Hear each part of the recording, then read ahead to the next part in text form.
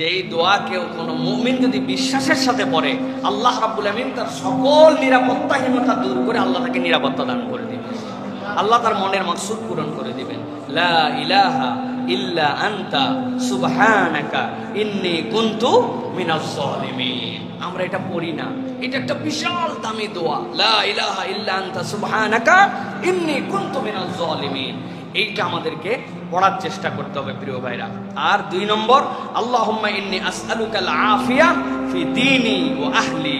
এটা আদাবুল মুফরাদের ভিতরে এটার ব্যাখ্যা আসছে যে আল্লাহ, আমি আমার দ্বীনের ব্যাপারে এবং আমার পরিবারের ব্যাপারে তোমার কাছে নিরাপত্তা চাই। সুবহানাল্লাহ হামদি।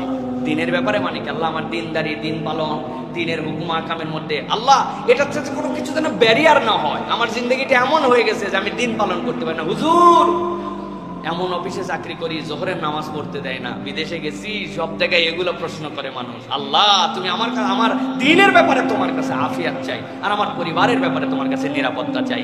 এই 2টা দোয়া করেন, আল্লাহ রাব্বুল আমিন ইনশাআল্লাহ পরিবারকে নিরাপত্তা দান করবেন, আমাদের দিলের মধ্যে অশান্তি দূর করে দিবেন। আর দ্বিতীয়ত, শয়তানের একটা ওয়াসওয়াসা আছে ভাই অনেক সময়, মানে শয়তান আপনাকে সবসময় ওয়াসওয়াসা দেয়, মনে হয় আমার কি হয়ে যাবে, এই বোধহয় কি হবে। এটাও শয়তান আপনাকে প্রতারিত করে। এই জন্য সকাল সন্ধ্যায় গা বন্ধ করা, সকাল সন্ধ্যা আজকারগুলা চালু রাখতে হবে, যাতে শয়তান আপনাকে ওয়াসওয়াসাতে দুর্বল না করাতে পারে।